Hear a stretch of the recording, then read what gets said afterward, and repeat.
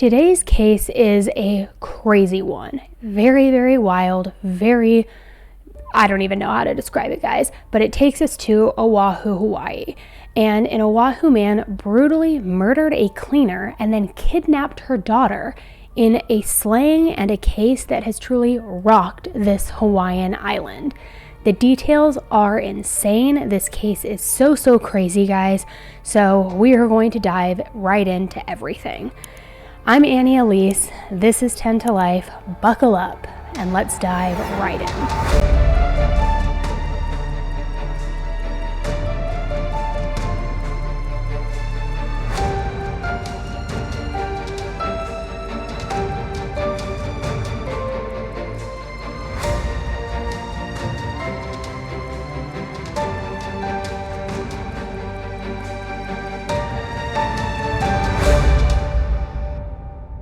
Telma Boinville moved from Brazil to Hawaii in the 1990s.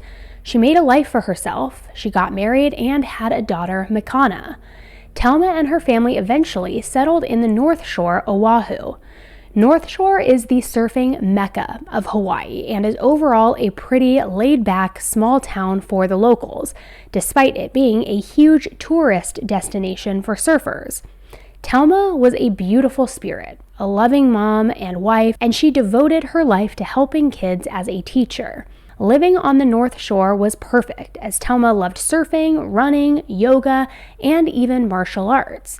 And who wouldn't love living here? It's literally paradise, and probably doesn't get much better than that as a place to live. In December of 2017, Telma was working as a kindergarten teacher at Sunset Beach Elementary School.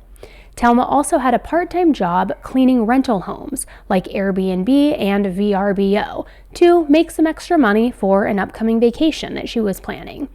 Well, on December 7th, 2017, Telma brought her daughter Makana along with her to a 2-story vacation home that Telma was supposed to clean that day. Later on, guests from Australia were going to arrive for their scheduled check-in. Telma left Makana, who was only 8 years old at the time, in the car to watch a movie while she went inside to clean. Not necessarily a huge risk in a small town like that. It was a tourist town, yes, but it was locals and calm and beautiful. Nobody would ever think that something like what happened would occur. Upon entering the house, completely unbeknownst to Telma, there were 2 people already inside. But the people inside were not the guests from Australia who were expected. Instead, these 2 people were in the middle of burglarizing the home. While Makana was watching the movie in the car, a man with green hair covered in blood grabbed her out of the car and said, "We killed your mom." The man then carried Makana into the house up to the 2nd floor, all while a woman was following the man with this green hair. Once upstairs in a bedroom, they tied 8-year-old Makana's feet and hands to the bed, taped her mouth shut, and put a bag over her head. It's unclear how much time passed after this, but then those guests from Australia arrived at the house. One of the guests walked in, saw a body, and ran right back outside and called the police. When the police arrived, they found Telma downstairs in a gruesome bloodbath and deceased, which we will get into the details here in a little bit, guys. Then officers found Makana, who was upstairs and still alive and physically unharmed. Police were horrified after seeing the condition of Telma's body and quickly tried to figure out who committed one of the most heinous crimes that ever occurred on the North Shore. The 2 people who were responsible for Telma's death also had stolen her car, and luckily police were able to track down the car just a few hours after her body was discovered. The people responsible for this brutal and disgusting murder was actually a local couple, Haley Danderand, who's 20 years old, and Stephen Brown, who's 23 years old.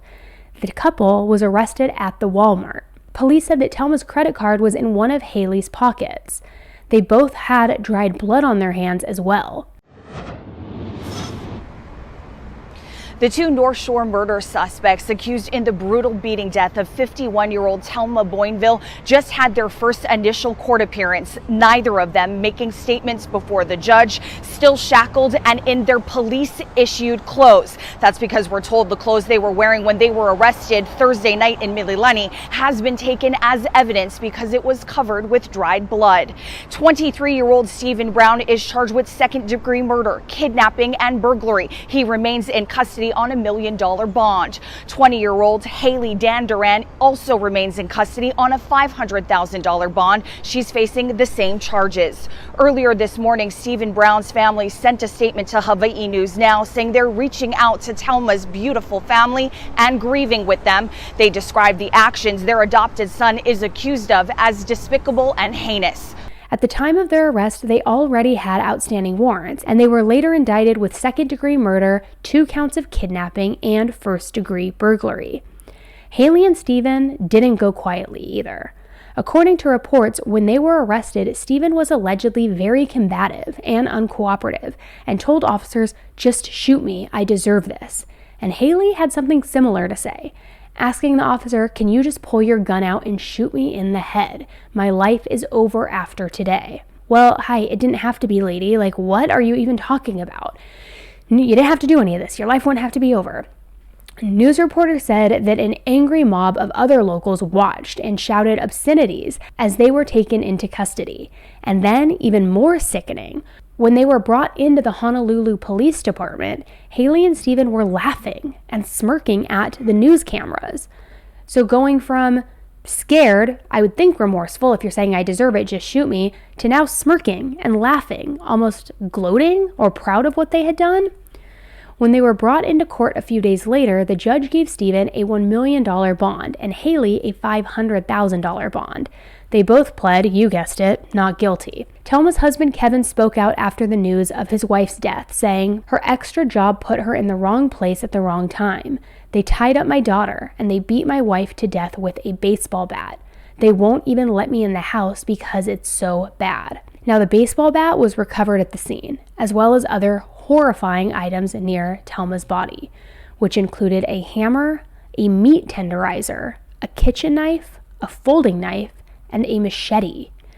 Court records also stated it's nearly impossible to count the number of distinct injuries inflicted upon her head, neck, torso, upper and lower extremities. The Honolulu medical examiner said that Telma's cause of death was blunt force trauma and sharp force trauma to the head, and also that none of the injuries were inflicted after her death, meaning she sustained all of the injuries from all of these different weapons while she was still alive. The torture and pain that she must have experienced and fear knowing her daughter was right outside and that these animals could be inflicting this on her next it just has to haunt you when you think about it. It is horrific. The day after Telma was found, the North Shore community rallied together at a vigil. People that worked with Telma or knew her were grief-stricken and completely shell-shocked that something like this would even happen in their happy, beachy town.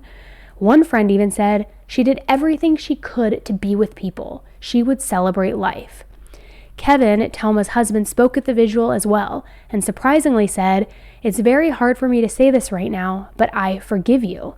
To the person who did this, I know this is an act of evil." So, yes, evil, 1000%, no question about it. So let's talk about these evil monsters. Who are these evil freaks? Well, Haley's former roommate, Ray, that's what he wanted to be called for this interview, so we're just going to call him Ray, told Hawaii News Now that the suspects were weird. That is his direct quote, weird. I know, highly intelligent, this Ray guy. The article said that Haley was one of 10 tenants renting out a room in a house in Honolulu. She moved in around August, and that's when Ray met Stephen, who apparently went by the name Axel Hayes Hendricks. Okay? Axel Hayes Hendricks. No, your name is Stephen. I don't understand. I think he was trying to make up a cooler name, and so he went by Axel Hayes Hendricks. Like, guys, I'm embarrassed. I'm cringing for you, Stephen. I'm cringing for you. Ray told Hawaii News Now he was always weird. The first encounter we had with him, he got a dog, which we're not supposed to have in the house, and he actually spray painted the dog and let it loose in the house. He would also write his name inside of people's rooms. It would be small and subtle, and we wouldn't realize it until we were starting to clean some of these places out. It feels weird to say it, but you could see him doing something like that. Murder. Sometimes these criminals really leave me speechless, and right now is one of those times. I don't even know what to say to this guy. Apparently he did write his name in the house and spray painted the dog, which is weird, which I guess I'm not even coming up with a more clever word either, and clever adjective. It's weird, it's weird, it's weird, it's weird. So sorry, Ray, for the shade earlier.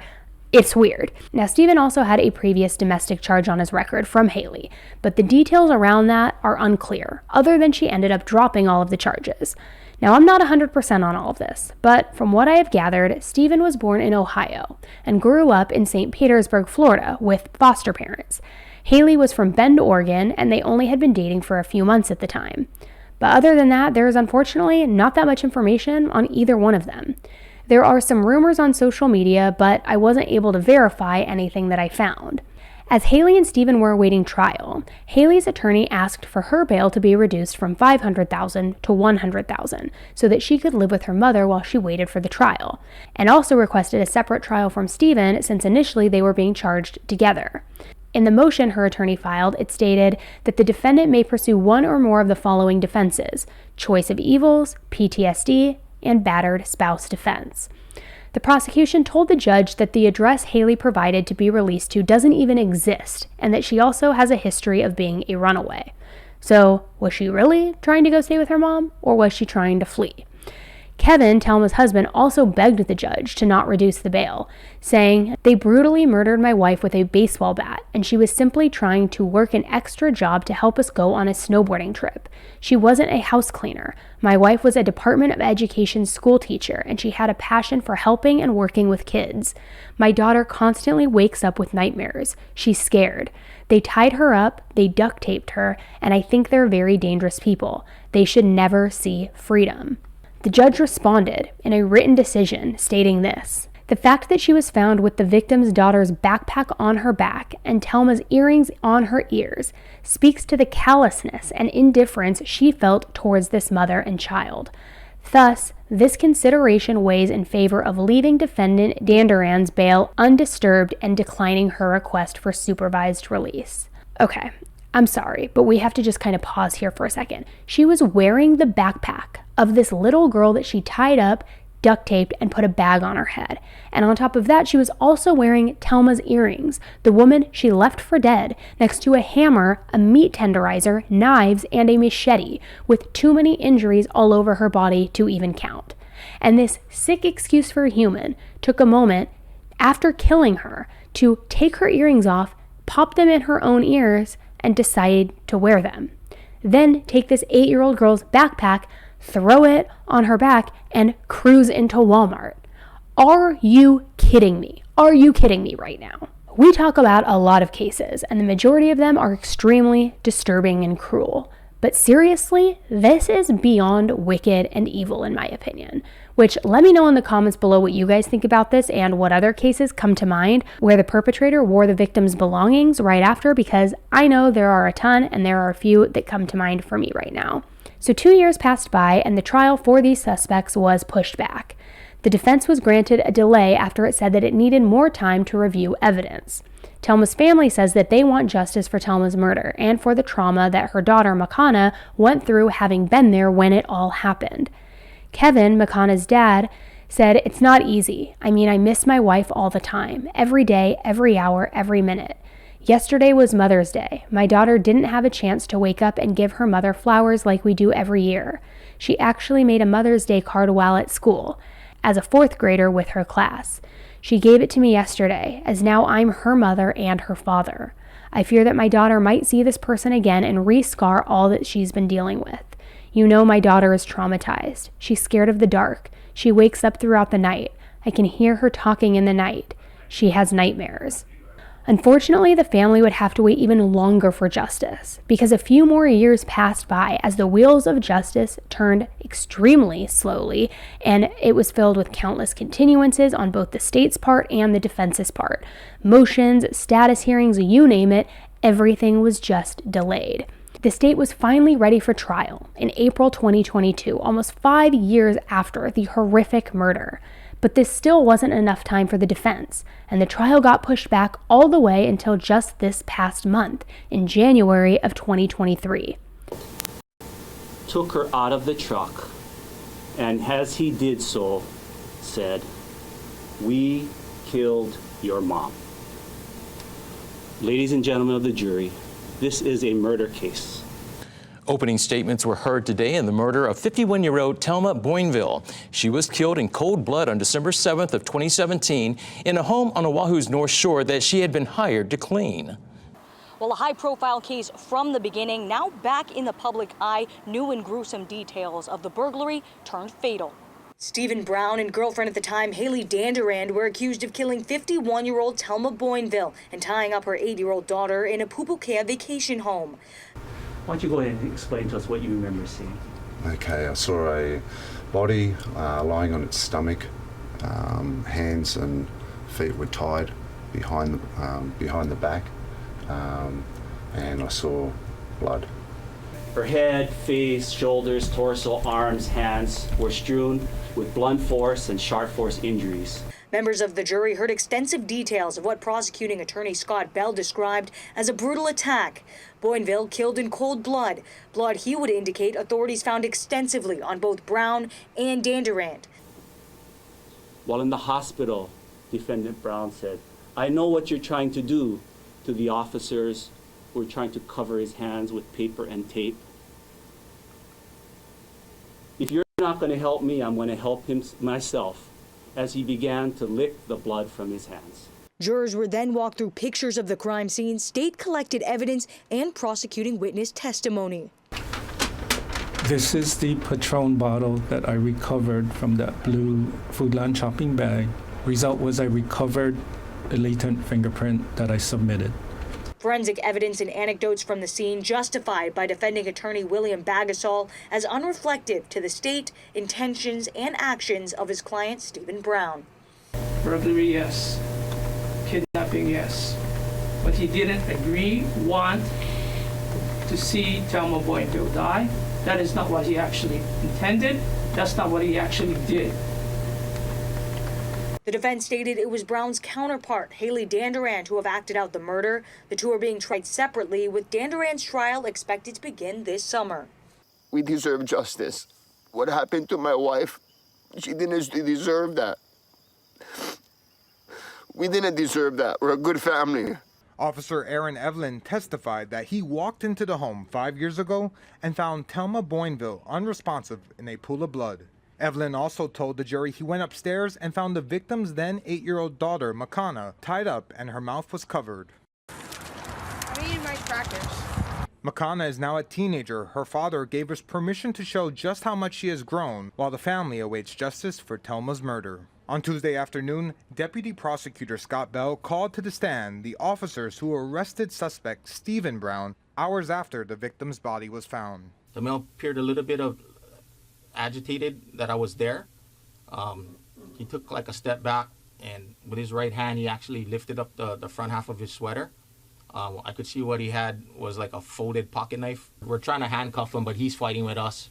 So we're telling him stop resisting. He continued to say, "You should have shot me, you should have killed me." In action-packed day 3, defending attorney William Bagasol calling for a mistrial early in the morning, referring to a motion in the courtroom Tuesday as unprofessional and a negative influence on the jury.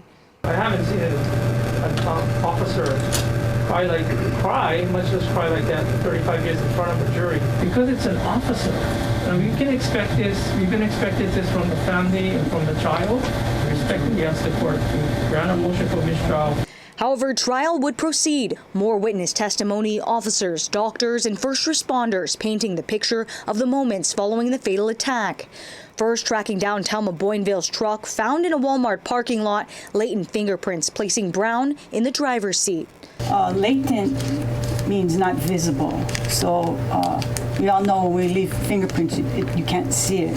There were recovered latent fingerprints on driver's seat belt buckles.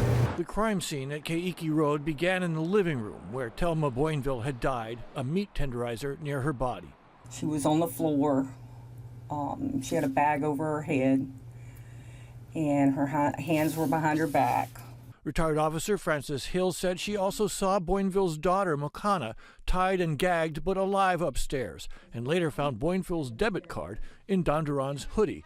Another officer was with Donduran after her arrest. She said something to the effect of, "Officer, you may as well pull your gun out and just shoot me. After today, my life is over." Both Donduran, who was 20, and Brown, who was 23, had blood from Boinville on them, some on Brown's hands. He wanted us to let him wash his hands, and then after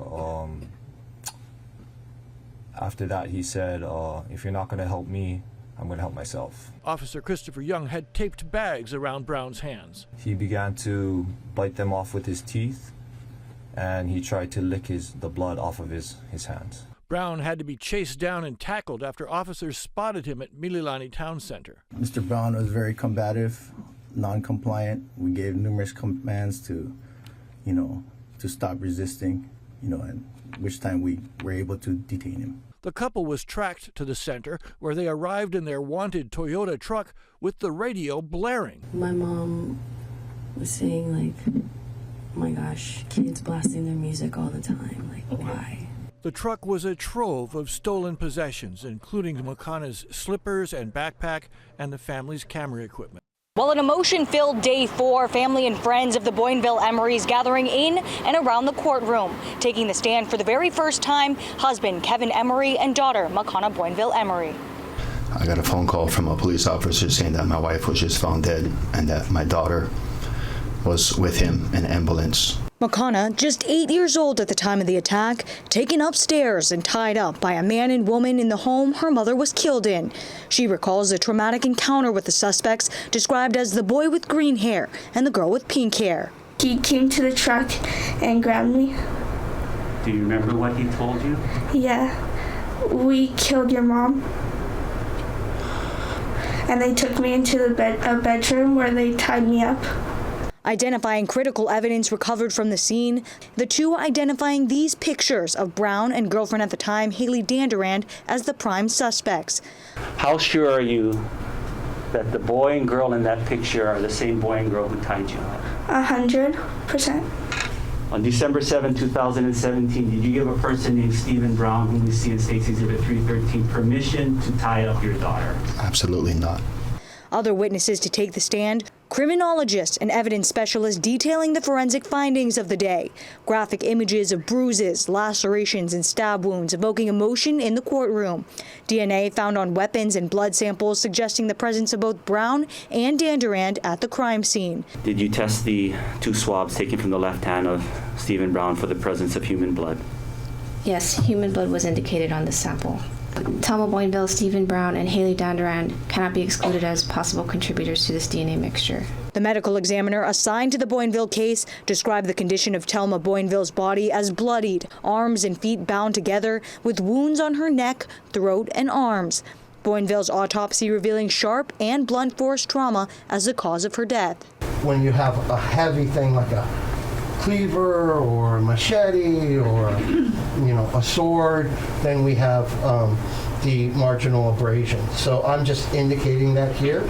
Standing on the argument that Haley Danderand was the aggravator of the entire home invasion, Brown walked the jury not only through the events of December 7th, 2017, but into the lives and personalities the two led prior to the fatal attack. He described the once love of his life as crazy, spontaneous, and uncaring about her actions and behaviors. We'd go into stores and she could just steal stuff like it was nothing, and I don't know, she was different. As for the day of the attack itself, Brown talked about a camping trip leading up to the robbery and the first encounter with then housekeeper Telma Boinville. Isn't it true that she yelled at you, "What are you doing in the house?" and an argument ensued? It wasn't much of an argument. There was a conversation. She was calm.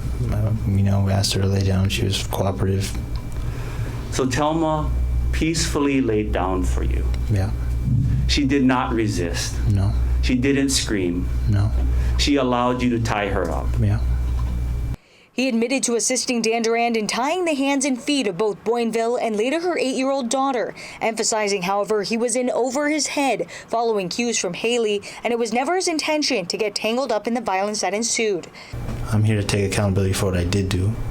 I wish there was a camera there to see what actually had happened, because I did not hurt her, and I did not have any intention of hurting her. I thought we were just gonna, run away. The act of physically beating, chopping, and killing Telma Boinville, he explained, happened when he was outside of the house, placing the murder in the hands of Haley Dandurand. I went outside and I was gone maybe 10 minutes or so, and I come back and she's bloody and it looks like she's not awake, like she was unconscious, and I was just kind of freaking out. Brown described leaving the scene in horror, while Dandurand remained calm and focused. Upon reaching the Mililani Town Center, Brown admitted to prosecuting attorney Scott Bell that the two drank heavily, not having a plan, and couldn't clearly recall the events leading up to and following the arrest. The trial went on for 2 weeks, and when both sides rested the case, the jury only needed a few hours of deliberation before Stephen Brown was found guilty of murder, 2 counts of kidnapping, and 1 count of burglary in Telma's brutal slaying. And if you thought that the crazy in this story was over, it's not. Not by a long shot. The jury also had to go through a sentencing hearing for his crimes. Stephen's attorney advocated for the jury to show Stephen leniency, saying that he's a changed man, and I'm quoting this, that he's not dangerous, so that you must consider the protection of the public. Yes, his attorney, William Bagasol, actually said that. His psychiatrist also spoke on Stephen's behalf, saying in the case of Mr. Brown, he has found God. As a born-again, he's a devout Christian. Now look, I'm not saying that reform isn't possible, or that it is, impossible under any circumstance. I get it. Some people truly do feel remorse. They find God when they're in prison. They have a come to Jesus moment, as they say, and they truly try to repent and, restructure their lives. But I am so sick of people automatically leaning on the faith excuse when they are a criminal. Saying, no, I found God. I'm born again. I've been reading the Bible every day in my prison cell. Not buying it. There are some people out there, in my opinion, who are just born evil, bred evil, stay evil. And I think that this couple is a perfect example of that. Which, that's just my opinion. Allegedly, that's just my opinion. But what do you think? Prosecutors, on the other hand, of course said that he was and still is in extreme danger to the public and should of course remain in custody for a very long time. One of the prosecutors said that surely whatever religious beliefs he now subscribes to were absent the day he buried a machete into Telma's skull. The jury came to a decision and ruled that an extended sentence should be considered in the case, saying that he posed a continued risk to the public. However, it is ultimately up to the judge to decide whether Stephen Brown should spend the rest of his life in prison with or without the possibility of parole. And the judge is scheduled to make her decision in May of 2023. Now, Haley's trial is coming up in July, and she is still sticking with her story that she isn't guilty and she's blaming Stephen, which I'm super curious to know what you guys think. Is this a classic scenario of both perpetrators blaming each other, even though they were both equally involved, a la Chad Daybell, Lori Vallow? That's just my prediction for their upcoming trial. I think they're going to flip on each other. Or do you believe that it was all Stephen? And do you think that Haley was just along for the ride that day and Stephen was the one who killed Telma? I personally don't think that she was just a victim in all of this and went along with what her boyfriend was doing, because that doesn't coincide and equate with you popping in the earrings of the woman that is laying bloody on the floor. It doesn't equate and match up to you throwing on the backpack of the little girl you just tied up to a bed and put a bag over her head. Those, to me, that's behavior that's indicative and more in line with somebody who has no remorse, somebody who's callous, cold, calculated, violent, cruel, evil, weird, the magic word, you name it. My opinion. And the one thing I'm having a really hard time with in this case is, why did Telma have to die? They could have tied her up, just like they did with her daughter, and left. And not only was she killed, but it was complete overkill. There's not much known about who Haley and Steven are other than their social media, so I'm not sure if there was a history of mental issues or major maybe drug use going on. I know Steven admitted that they were drinking heavily, but still, who gets wasted and then just decides to kill someone out of nowhere? It just seems crazy and it doesn't make much sense to me, and I'm not sure if I'm buying that version of events and if that's how things actually went down. I think it was a lot more sinister from the outset, and that these two people were going to kill someone and it was only a matter of time. You don't go from two people agreeing to go burglarize a house to two people agreeing to murder. At least to me anyway. I don't know. I feel like there was way more to this story that we unfortunately won't ever know about, or that won't come out until Haley's trial, especially if she's trying to flip the burden on to Steven. What is she going to say in that trial, and what evidence and discovery may come out? So let me know what you guys think in the comments, because this is such a crazy and very tragic case. People that knew Telma said that the ruling brings some closure to a crime that shocked their tight-knit North Shore community. And one friend said, "I'm very happy for the decision, but that's not going to bring Telma back. But at least we know that justice was served today." Another friend said, "For that to happen to somebody so close to you, it's just unheard of in Hawaii and the North Shore." I'm so glad that Makana survived this horrific tragedy, and I hope and pray that one day she will be able to heal from this, because I literally can't imagine how terrified she must have been on that day. But I'm glad that she was able to speak the truth in order to get justice for her mom, and I think her mom would be so proud of her for that. My heart breaks for Telma's family and friends and the whole North Shore community, and I hope that Telma will get the justice that she deserves, that the sentencing will be harsh, and that Haley will be found guilty and her sentencing will be harsh as well. But we won't know that until May, and then until this summer when her trial happens. So I will let you guys know the updates in that, because like I said, usually in cases where the people flip on each other, like I suspect is going to go down in Daybell Vallow. That's my 10 to life prediction right now. I think they're flipping. But usually in situations like that, the evidence and the discovery that comes pouring out in the trial is kind of shocking, to be quite honest, because they're trying to, of course, paint the other person as the mastermind, the monster, all of these things. So when Haley's trial starts, it's going to be very interesting to see what other information we get, what other statements she makes about Steven's guilt, his planning, his plotting. So I'll keep you updated on that once we learn more, because as I said, I think this case is far from over.